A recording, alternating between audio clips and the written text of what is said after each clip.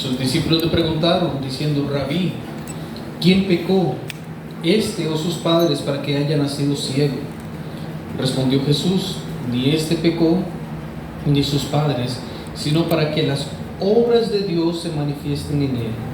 Me es necesario hacer las obras del que me envió, entre tanto que es de día, la noche viene, cuando nadie puede trabajar. Entre tanto que estoy en el mundo, soy la luz del mundo. Habiendo dicho esto, escupió en tierra e hizo lodo con la saliva y untó el lodo sobre los ojos del ciego. Y le dijo: ve, lávate en el estanque de Siloé, que traducido es enviado. Y fue entonces y se lavó y regresó bien. Amén. ¿Quién puede hacer estas cosas maravillosas sino solamente nuestro Señor Jesucristo, ¿verdad? Ahora, en este pasaje que encontramos el día de hoy, Jesús estaba en la ciudad y los judíos durante el año tenían 3 grandes fiestas. Y nuestra iglesia sabe, porque he hablado bastante de eso, pero era la fiesta de los tabernáculos, la fiesta de Pentecostés y la Pascua, ¿verdad? Entonces, durante todo el año los judíos tenían que ir por lo menos a una de estas 3 grandes fiestas. Y cuando Cristo llega, había una multitud de gente porque estaba ocurriendo la fiesta de los tabernáculos. Entre toda esta multitud de personas, Jesús se encuentra a este ciego de nacimiento, que era muy conocido por todas las personas que están ahí, al menos por la mayoría que vivían en aquel lugar. Antes de esto, en capítulo 8, Jesús ya había tenido varios encuentros con los fariseos, y en capítulo 8 le llevan a una mujer, ¿verdad?, que había sido sorprendida en el adulterio, para tentar a nuestro Señor. Y le empiezan a hablar, le empiezan a decir: Señor, bueno, vea, esta mujer fue sorprendida en adulterio, vamos a matarla a pedradas. Entonces dice: ¿cuál es la respuesta de nuestro Señor? El que esté libre de ¿qué? Que tire la primera piedra. Y siguió escribiendo en tierra. No sabemos qué escribió, ¿verdad? Y entonces levanta la mirada al final y ve a la mujer sola y le dice: mujer, ¿dónde están los que te condenaron? Se fueron todos. Pues yo tampoco, ve y no peques más. Ojalá hayas hecho caso a la advertencia de nuestro Señor, ¿verdad? Ahora, ellos buscaban matar a la mujer porque en la ley de Moisés, Deuteronomio 22, versículo 23, quienes cometían adulterio debían ser apedreados de esta manera. Y el propósito es que Cristo diera una respuesta a esa pregunta que infringiera la ley de Moisés para ellos acusar a Cristo. No les importaba ni siquiera el caso de la mujer, era simplemente religiosidad, sino que estaban buscando cómo Cristo, según ellos, se equivocara para poder acusarlo de alguna manera, por todos los conflictos que ellos ya habían tenido antes con nuestro Señor. Este conflicto empeora en capítulo 8 porque hay una discusión entre ellos, entre los fariseos y Jesús termina diciendo algo muy importante: yo soy la luz del mundo. Y al final ellos tratan de matar a Cristo, entonces no pudieron con la mujer, van con Cristo, apedreadas, ¿verdad? Y él sale en medio de ellos, se esconde y sale en medio de ellos y no logra matarlo. Y ahora, en capítulo 9, Juan relata algo importante relacionado con lo que Cristo acaba de decir, de que es la luz del mundo, y encuentra este ciego de nacimiento y lo sana como una ilustración para todos los que habían escuchado lo que él había dicho, que él es la luz del mundo. Ve cómo hace el Señor las cosas perfectas. Y en versículo 1, entonces, él estaba recorriendo la ciudad el día sábado en medio de aquella gran fiesta enorme, ¿verdad? Y ahí es donde se encuentra el hombre ciego de nacimiento. Sus padres aún vivían, por lo que lo vemos en el resto del pasaje, y había pasado mucho tiempo pidiendo limosnas en aquel lugar, entonces era conocido por todas las personas. Este hombre no era un niño, por eso Juan recalca que era un hombre. Esto es importante porque entonces sabemos que tenía muchos años de estar pidiendo. Una persona en aquel tiempo con alguna discapacidad estaba condenada a pedir limosnas. Y en otro de los milagros que relata Juan está el milagro del paralítico también, que era exactamente lo mismo. Estaba condenado, no había rampas de acceso, no había, por ejemplo, para los ciegos no existía el braille, Ellos estaban condenados a vivir una vida de miseria, a merced de lo que cualquier otra persona quisiera regalarle o darle o ayudarle en algún sentido. Entonces esta era una persona que llevaba años viviendo de esta manera. Y Jesús lo encuentra, ¿verdad?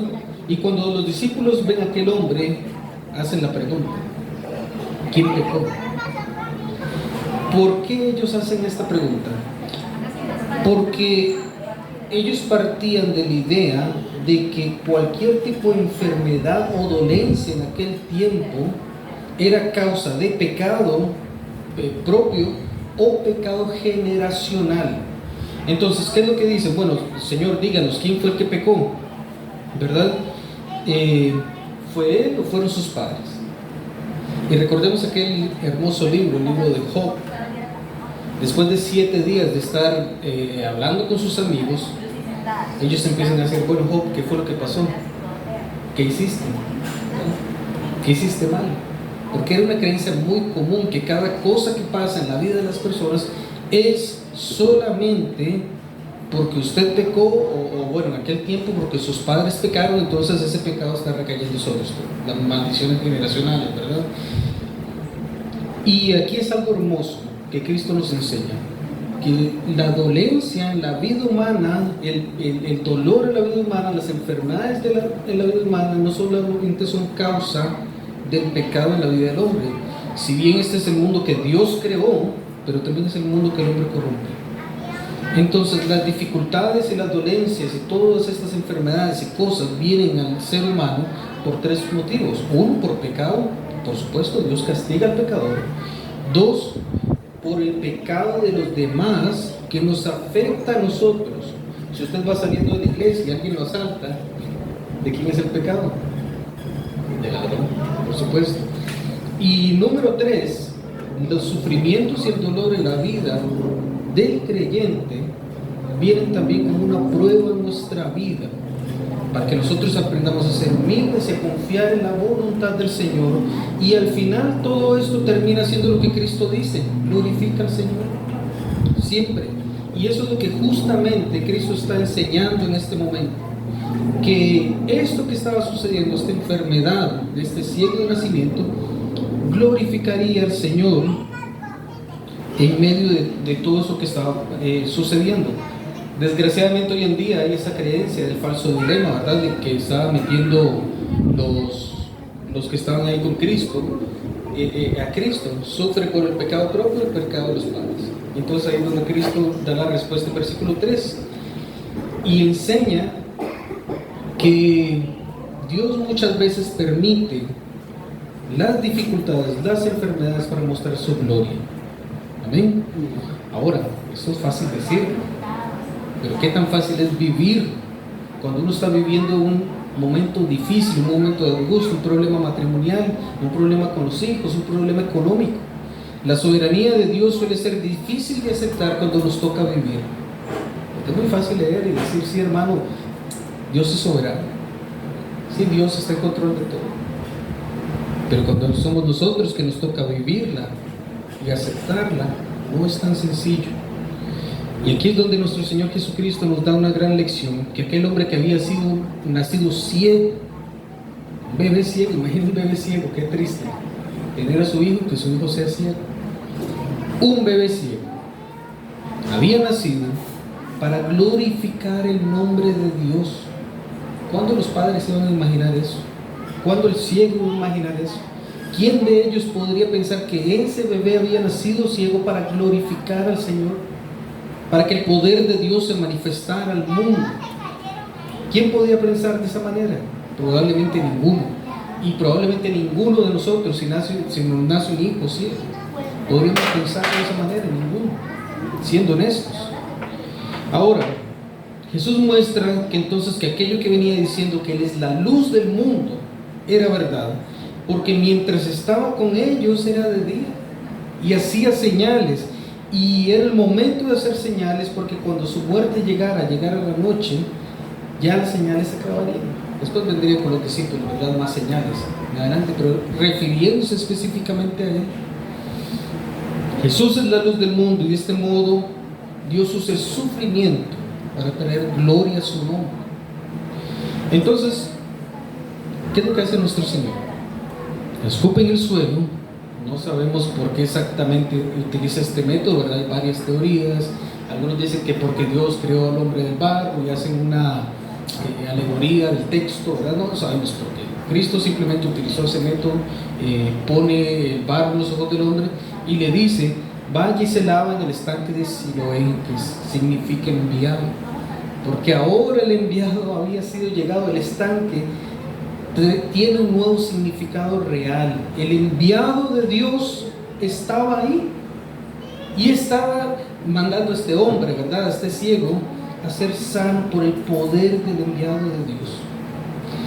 Y entonces el hombre obedece, va, llega al estanque, probablemente estaba lleno, porque como estaba la fiesta del tabernáculo, los peregrinos tomaban agua y la llevaban al templo, y va al estanque, se lava y dice que ahora puede ver. ¿Qué tan fácil es curar una ceguera hoy en día? Básicamente imposible. Y esto nos muestra la grandeza del poder de Dios, que puede hacer cosas que para nosotros es imposible. Y ahora en adelante la historia continúa y se pone aún más interesante. Versículos del 8 al 11. Entonces, dice, los vecinos, los que antes lo habían visto que era ciego, decían: ¿no es este el que se sentaba y mendigaba? Unos decían: este es. Y otros: se parece a él. Él dijo: yo soy. Entonces le dijeron: ¿cómo te fueron abiertos los ojos? Él respondió y dijo: un hombre llamado Jesús hizo lodo y me untó los ojos y me dijo: ve al estanque de Siloé y lávate. Y tras ir a lavarme, recibí la vista. Todos los vecinos curiosos, ¿verdad? ¿Quiénes tienen vecinos que son un poquito curiosos? Yo tengo uno que cada vez que llego con mi familia después del culto me pregunta dónde andaba, en la iglesia, como todos los domingos. Siempre quiere saber, ¿verdad? Porque nos vestimos para la ocasión y vamos a la iglesia. Siempre hay vecinos así, ¿verdad? Todos un poquito curiositos. Y por no decir otra cosa. Y empecé a preguntar qué fue lo que sucedió, qué estaba pasando, cómo fueron abiertos sus ojos. La respuesta del hombre, en versículo 1, vemos cómo el ex ciego ahora se refiere a Jesús como un hombre llamado Jesús. Y esto es importante entender por algo más adelante, ya les voy a contar por qué. Un hombre llamado Jesús hizo lodo, me puso los ojos, me fui y me lavé, ya veo. No sé, eso fue lo que sucedió. Eso es lo que sé. Y él cuenta cómo sucedió, y cuando le preguntan dónde está él, versículo 12, entonces le dijeron: ¿dónde está él? Y él dijo: no sé. Y como no sabían quién era Jesús, llevaron el asunto ante los fariseos. Versículos 13 al 17. Llevaron ante los fariseos al que antes había sido ciego, al ex ciego, y era sábado cuando Jesús hizo lodo y le abrió los ojos. Y le volvieron a preguntar también los fariseos cómo había recibido la vista, y él les dijo: me puso lodo sobre los ojos, me lavé y veo. Entonces algunos de los fariseos decían: este hombre no es de Dios, porque no guarda el sábado, o el sábado. Otros decían: ¿cómo puede un hombre pecador hacer estas señales? Y había disensión entre ellos. Volvieron a decir al ciego: ¿tú qué dices de aquel que te abrió los ojos? Y él dijo: es profeta. Y vea cómo va avanzando el asunto, hermano. Ponga mucha atención porque eso es importante. El razonamiento de los vecinos, que son curiositos, ¿verdad?, era: ok, algo pasó con este que era ciego, toda la vida lo conocemos, desde que nació era ciego, es un viejo que fue ciego y ahora ve. ¿Qué fue lo que sucedió? Vamos a preguntarle. Ok, no sabe quién es Jesús, nosotros tampoco sabemos. ¿A quién podemos preguntarle? Un milagro. ¿Quién es el que sabe acerca de la palabra de Dios y que Dios hace milagros? ¿Quiénes eran supuestamente? Los fariseos. Vamos a preguntar a los fariseos. Okay. Se supone que son los letrados, los que saben, etcétera, etcétera. Vamos a preguntar. Y entonces los fariseos empiezan a hacer una serie de preguntas al hombre, ¿verdad? Y sobre cómo había recibido la vista y cómo él explica cómo Jesús había hecho barro para poder ponerle en los ojos. Y eso es algo importante. La Mishnah es una recopilación de las tradiciones orales judías de muchos siglos que se escribe en el siglo III por Yehuda Hanasi, pero era una recopilación de lo que creían los judíos de diferentes cosas que ellos no podían hacer en Sabbat, que no estaban específicamente en la Torá. Entonces, una de ellas, como en Sabbat no se podía trabajar, era hacer barro para hacer adobe, para hacer casas. Entonces, como Cristo escupe en el suelo y hace barro, estaban buscando cómo acusar a Cristo. Es que hizo barro. Vamos a acusarlo. Quebrantó la ley, la tradición oral, ¿verdad? Que después es redactada en la Mishnah. Y esta era una de las cosas prohibidas para los judíos, además de llevar a cabo curaciones y otro montón de cosas, ¿verdad? Hay leyes agrarias, se pueden descargarle en internet, está. Hay leyes agrarias, leyes matrimoniales, leyes ceremoniales, un montón de cosas que ellos habían empezado a decir que eso era así desde el tiempo de Moisés, aunque muchos eran mentira. Y entonces ellos estaban enojados porque Jesús había hecho algo que estaba prohibido por la tradición oral, que era hacer barro, porque era laborioso, que sea escupir en el suelo y hacer un poquito de barro y untar en los ojos. Era laborioso, no se puede. ¡Qué barbaridad! ¿Cómo va a hacer este hombre este tipo de cosas que no está pegado a nuestras costumbres, a nuestras tradiciones, etcétera, etcétera, etcétera? Y aquí, hermanos, vemos algo importante. Cómo el apego a las tradiciones culturales o familiares o este tipo de cosas sin respaldo bíblico ciegan a muchas personas. En nuestra cultura tenemos un montón de estos tipos de cosas. Hay gente que, como un cristiano va a tener un arma en su casa. ¡Qué barbaridad! Eso es un pecado. ¿Dónde está en la Biblia eso? El mismo Pedro no andaba una espada cuando le corta la oreja al otro pobre. No estoy diciendo que estuvo bien, ¿verdad? Pero el punto es que muchos de nosotros, al tener tantas cuestiones culturales o familiares aprendidas desde pequeños que no tienen respaldo bíblico, las creemos porque así nos las han enseñado. Entonces yo el pastor exhortarnos: varón, vea, usted debería tratar así a su esposa, pero es que como usted creció viendo cómo trataba su padre de esa manera a su esposa, usted lo hace exactamente igual, porque así lo aprendió. Pastor, no me diga nada porque así es, yo sé cómo es. ¿Cuál es el respaldo bíblico? ¿Qué tiene más peso? ¿Las tradiciones culturales, lo que nos han enseñado desde pequeño, o la palabra del Señor? Escuche el consejo de su pastor, escuche lo que el Señor le dice a través de ese mensajero que Dios ha enviado a su vida. Escuche la palabra del Señor. Y este era el problema que tenían los fariseos en aquel momento. El apego a las tradiciones tenía más peso que lo que Dios había enseñado. Y por eso Cristo fue un revolucionario de su época. Sanaba, daba de comer, permitía que los discípulos recogieran espigas el día sábado, ¿verdad? Todas estas cosas eran una completa revolución impensable para cualquiera de la época. Y ahora, entonces los fariseos se encuentran divididos ante un dilema. Un hombre que quebranta el día de reposo es pecador y por lo tanto no es de Dios. Pero ¿cómo un hombre pecador que no es de Dios puede hacer milagros? ¿Cómo es esto posible? Y empiezan a pelearse entre ellos. Versículo 16. Entonces algunos de los fariseos decían: este hombre no es de Dios porque no guarda el sábado. Otros decían: ¿cómo puede un hombre pecador hacer estas señales? Y había disensión entre ellos. Estaban discutiendo al respecto y deciden llamar de nuevo ¿a quién? Miren quién andaba de arriba abajo ahora. Al ciego. Va para allá, viene para acá, lo llaman aquí, lo llaman allá, y va para un lado, y va para el otro. Y entonces vuelven a llamar al ciego, ¿verdad? Que ahora ya no habla de Jesús solo como un hombre. Primera vez que le preguntan, le dice: ¿quién hizo esto? Un hombre llamado Jesús. Y ahora le preguntan: ¿y quién dice que es? ¿Y qué dice el fariseo? Es un profeta. Y lo reconoce como un profeta, y los fariseos no le creyeron. No es posible, ¿cómo puedes? Jamás no puede ser un profeta. Tenemos 400 años donde no han habido profetas y ahora aparece uno, jamás. Y ahora, entonces, ¿qué es lo que hacen los fariseos? Vamos a llamar a los padres. Versículos 18 al 23, mis hermanos, si me acompañan. Mas los judíos no creyeron acerca de él, que había sido ciego y que recibió la vista, hasta que llamaron a los padres de él que había recibido la vista, a los padres del que había recibido la vista, y les preguntaron diciendo: ¿es este vuestro hijo, el que vosotros decís que nació ciego? ¿Cómo pues ve ahora? Respondieron sus padres y le dijeron: sabemos que este es nuestro hijo y que nació ciego, pero cómo ve ahora no lo sabemos, o quién le ha abierto los ojos, nosotros no lo sabemos.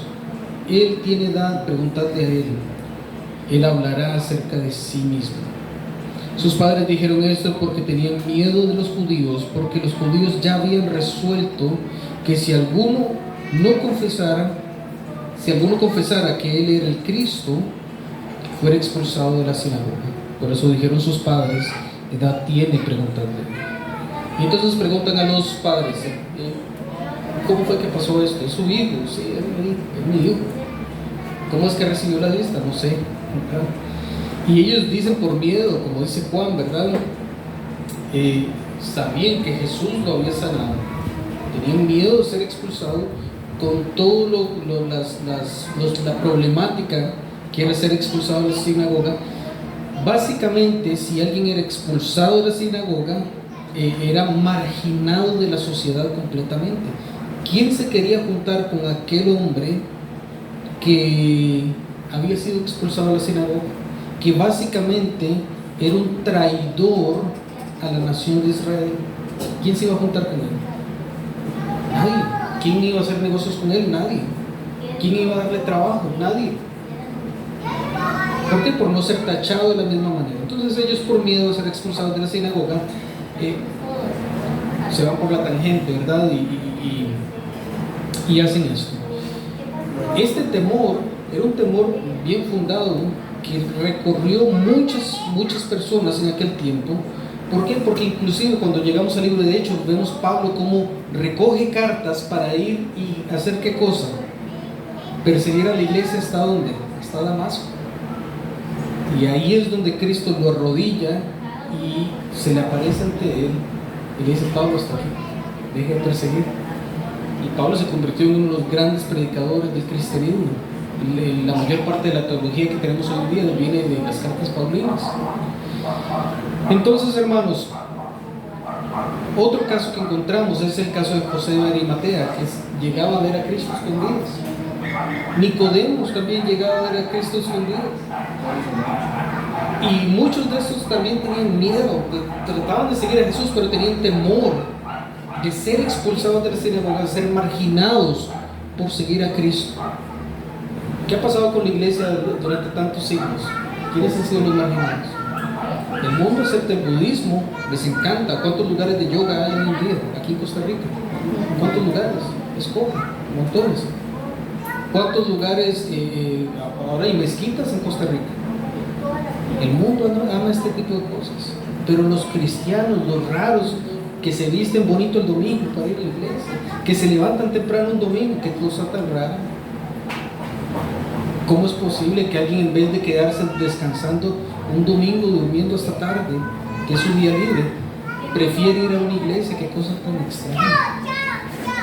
¿Quiénes han sido los marginados a través de la historia? Y la iglesia siempre va a ser así, apartada por el mundo, hecha a un lado. Todos aquellos que siguen a Cristo siempre serán apartados.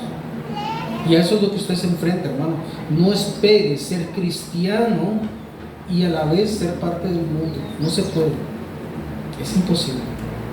Porque el mundo no ama a Cristo, no ama a Dios, no busca al Señor, no tiene ese anhelo de servir a Dios. Usted sí, por eso está aquí. Por eso Dios lo ha traído aquí a servir al Señor, a adorarle.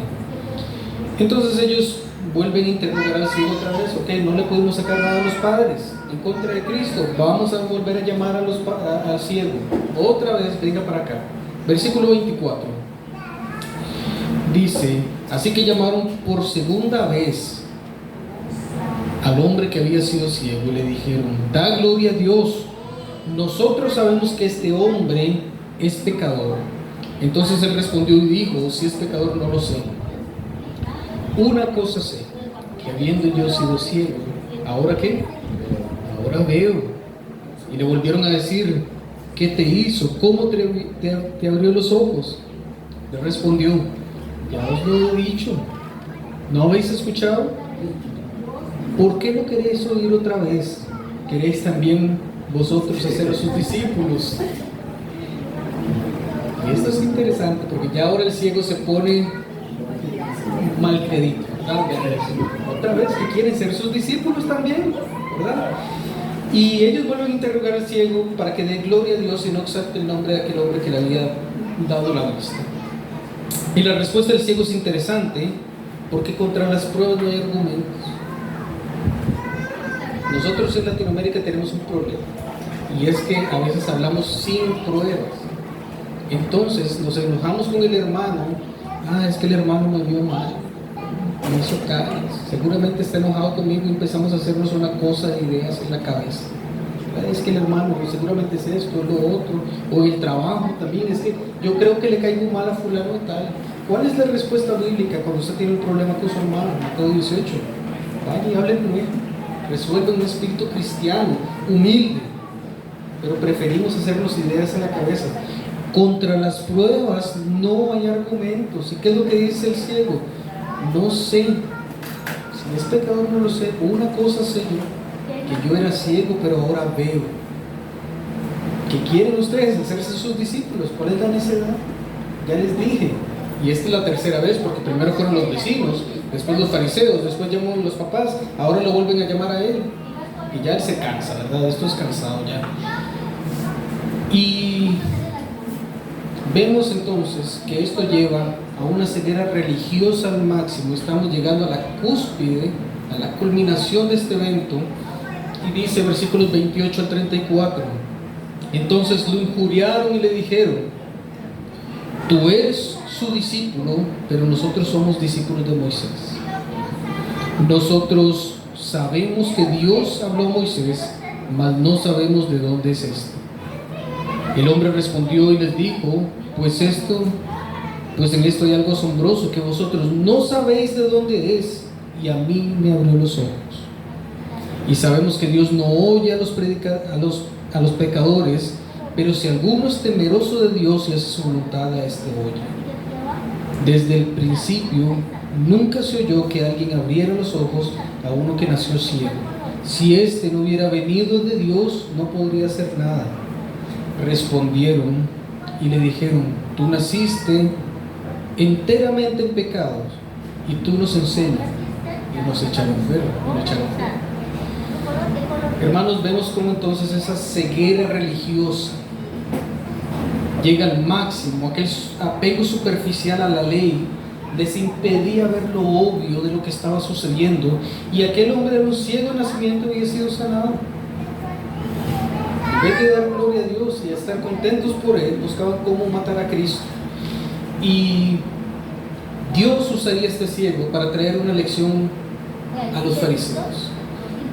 Ellos decían ser discípulos de Moisés, herederos de la ley de Dios. Y versículo 30 que dice: y esto es lo maravilloso, ustedes dicen ser discípulos de Moisés, conocer la ley. Ellos no sabían quién era Jesús, a pesar de conocer todas estas cosas. ¿Qué es lo que necesita usted para ser salvo? ¿Ser un gran teólogo? ¿Ser un erudito en el griego, en el hebreo, en el arameo? No estoy diciendo que lo estudie, es importante. ¿O necesita solamente confesar que Cristo es su Señor, que murió y resucitó por sus pecados, y seguir su voluntad y hacer lo que el Señor manda que hagamos? ¿Qué es lo que necesita? Y entonces, hermanos, aquel ciego que primero decía que Jesús era un hombre, después decía que Jesús era un profeta, ya cómo va Dios revelando en su corazón quién es Jesús, ahora se encontraba predicando el evangelio a aquellos judíos. Ahora predica. Y esto nos enseña que la conversión es poco a poco. La conversión no es una conversión de la noche a la mañana. Si bien un día Dios tocó nuestros corazones para creer en Él, realmente, por eso estamos acá hoy. La conversión es algo que se lleva a través del tiempo. ¿Y cuándo terminará? ¿Cuándo seremos perfectos? Hasta que muramos, hasta que Cristo venga. Ahí acabará nuestra lucha contra el pecado. Pero mientras tanto, Dios va transformando nuestras vidas y transformando nuestros corazones. El problema es cuando usted va a la iglesia por muchos años y sigue siendo la misma persona. Analiza su vida, analiza su corazón. ¿Qué está haciendo hoy en día? ¿Ha crecido en fe? ¿Ha crecido en amor por los hermanos? ¿Ha crecido en amor por el Evangelio? ¿O sigue siendo la misma persona desde hace 5, 10, 20, 30 años que asiste a la iglesia? La conversión es un proceso que nos lleva toda la vida. Y en ese proceso vamos creciendo poco a poco. Y entonces el ciego, el ex ciego, empieza a predicar y tiene una predicación estructurada, ¿verdad? Número 1, la estructura que él hace, y dice, bueno, Dios no oye a pecadores, ¿correcto? Dios no oye a pecadores. Número 2, si este hombre no viniera de Dios, no podría haberlo sanado. Responde a las preguntas que ellos tenían. Ellos estaban peleando por lo que estaba sucediendo. ¿Cómo es posible que un pecador haga milagros en sábado? Y él responde la pregunta, Dios sí, no oye a pecadores. Pero, si este hombre no viniera de Dios, no podría haberlo sanado. Él no estaría viendo en ese momento. Y su predicación es una predicación muy evangelística, centrada en Cristo. ¿Quién es Cristo? La obra de Cristo, lo que hizo Cristo. Él estaba en tinieblas y ahora ve. La luz ha llegado a su vida. Versículo 34 registra esa reacción de los fariseos y es algo muy común en aquellos que pierden una discusión, ¿verdad? Los insultos, las ofensas. Usted es ciego, usted es pecador. ¿Cómo nos va a enseñar a nosotros que somos los maestros de la ley, los que conocemos la Torah, los que somos descendientes de Moisés? Lea capítulo 8, los que somos descendientes de Abraham. ¿Cómo nos va a enseñar usted a nosotros? Usted es un ciego mendigo que ha estado ahí tirado toda su vida. ¿Cómo es posible? Y lo expulsaron con todo lo que implicaba, con todo lo que ya hablamos, ¿verdad? Y esto es algo interesante. Voy a ver versículo 35. Oyó Jesús que lo habían echado fuera y hallándolo le dijo, ¿crees tú en el Hijo de Dios? Respondió él y dijo, ¿quién es, Señor, para que crea en él? Y le dijo Jesús, pues lo has visto, y el que habla contigo, él es. Y le dijo, creo, Señor, y lo adoró. Y Jesús dijo, yo he venido a este mundo para juicio, para que los que nos ven, vean, y los que ven sean hechos ciegos. Y algunos de los fariseos que estaban con él oyeron esto y dijeron, ¿acaso nosotros también somos ciegos? Jesús les dijo, si fuerais ciegos, no tendrías pecado. Pero ahora, porque decís, vemos, por eso vuestro pecado permanece. Y eso es algo hermoso, hermanos. Ellos lo expulsan con todo lo que tiene que ver, que ya dijimos, ese aislamiento de la sociedad total. Y Jesús, ¿quién viene a su encuentro? Jesús escucha que lo expulsan. ¿Y quién viene a socorrerlo, a rescatarlo? Jesús. Lo que nos recuerda Salmo 27. Dice versículo 1, Jehová es mi luz y mi salvación, ¿de quién temeré? Jehová es la fortaleza de mi vida, ¿de quién he de atemorizarme? Cuando vinieron contra mí los malignos, mis angustiadores, mis enemigos, para comer mis carnes, ellos tropezaron y cayeron. Aunque un ejército acampe en contra de mí, no temerá mi corazón. Aunque contra mí se levante guerra, con todo esto, yo estaré confiado. Y David dice, ¿por qué? En versículo 10, aunque mi padre y mi madre me dejaran, con todo esto, ¿quién me recogerá? Jehová, el Señor. Aunque todos me dejaran, aunque mis padres me dejaran, aunque todas estas personas me dejaran, ¿quién vendrá a mi socorro? El Señor. ¿Y qué es lo que está haciendo Cristo en Juan 9? En Juan capítulo 9. Socorriendo a este hombre, yendo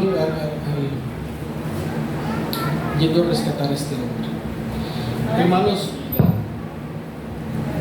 esto trae siempre lecciones importantes para nuestra vida. Y versículo 41 aunque los fariseos presenciaron toda aquella conversión, el ciego se arrodilla ante Cristo en medio de aquella multitud que había llegado a la fiesta de los tabernáculos. Para los fariseos y para los judíos había un solo Dios y no había nadie más a quien darle honra y gloria. Y el ciego hace lo impensable ante toda aquella gente. Se arrodilla ante el Señor y le adora delante de Él. Y delante de toda aquella multitud hace una confesión de fe pública. Sí creo, Señor. Y ahora los fariseos que presenciaron todo esto y toda la adoración del ciego hacia Jesús se sienten aludidos. Lo que Jesús dice es que le acaba de hacer un milagro y que delante de ellos hay una prueba de quién es Él. Y ellos conocían todas las profecías del Antiguo Testamento, conocían quién era el Mesías, qué era lo que iba a ser el Mesías, las señales que estaba haciendo el Mesías. Y ahora, como ellos mismos manifiestan que sabían todas estas cosas, que ellos pueden ver la verdad, pero deciden negarla en sus corazones, ahora su pecado permanece. Si usted, hermano, aprende la palabra del Señor, la palabra de Dios llega a su corazón, llega a su vida, usted decide negarla, su pecado permanece. Escuche, por eso tenemos prédicas todos los domingos, tenemos el estudio los jueves, y la palabra de Dios está siendo predicada. Escuche la palabra del Señor, atesórela en su corazón, haga lo que el Señor manda que hagamos, porque si no su pecado permanece. Eso es lo que está diciendo Cristo. Los fariseos sabían y conocían la verdad de Dios, pero decidían negarla en sus corazones. Y por eso eran culpados de pecado, se pagarían su incredulidad en el infierno. Muchos de ellos. Ya para finalizar, mis hermanos, tengo solamente 3 minutos. Número 1. Este mundo está en tinieblas. Como aquellos fariseos estaban perdidos, estaban sin esperanza. Estaban en pleitos entre ellos mismos, viendo quién tenía más poder, viendo quién controlaba mejor. Estaban los fariseos, los saduceos, los celotes, los esenios, grandes grupos políticos dentro del pueblo de Israel, peleándose todos por controlar la nación de Israel, por controlar el templo, por controlar las sinagogas. Ese mundo caótico era el mundo al que llegó Cristo. Habían absorbido un montón de cuestiones paganas, los mismos judíos. Y a ese mundo es el que llega Cristo. ¿Cómo es nuestro mundo hoy en día? Todos adoran a Dios, todos son cristianos. O hay narcotráfico en Costa Rica, hay personas muriendo en Costa Rica, hay niños siendo abandonados. ¿Cuál es el mundo en que vivimos? Y si nosotros entendemos este mundo en que vivimos, lleno de pecado, lleno de maldad, lleno de tinieblas, ¿qué es lo que necesita ese mundo? La luz del Evangelio, la luz de Cristo. Esa misma luz que ha alumbrado nuestros corazones tiene que llegar a muchos otros también. ¿Cómo lo hacemos? A través de la predicación de la palabra. No solamente en nuestras iglesias, y por eso esta iglesia tiene un programa de evangelización grande, con los policías, con los huérfanos, apoyen los programas, los ancianos, los diáconos, todos ellos están esforzando grandemente por llevar la luz del Evangelio a muchas personas. ¿Qué está haciendo usted para apoyar eso? Ayude, hermano, porque eso es lo que necesita este mundo. Queremos una Costa Rica más, que viva más en paz. Predique el Evangelio. No es a través de bonos, de bienestar social, de este tipo de cosas. No es a través del PAN, y no es a través del gobierno, no es a través de tener más policías, más armas. No es así. Es a través del Evangelio, de Cristo, que es la luz del mundo. Entonces apoya a su pastor, apoya a sus ancianos. Están trabajando duro para eso. Número 2, mis hermanos, cuando usted sienta que está en tinieblas, que ha perdido el rumbo, que no sabe de dónde ir, recuerde algo importante, que una vez salvos, Cristo ha traído una luz a nosotros, y es una luz que no se apagará. Es una luz encendida eternamente en nuestros corazones, y que esa luz nos va a guiar con certeza a la presencia del Señor. El cristiano tiene altos y bajos en su vida, porque el proceso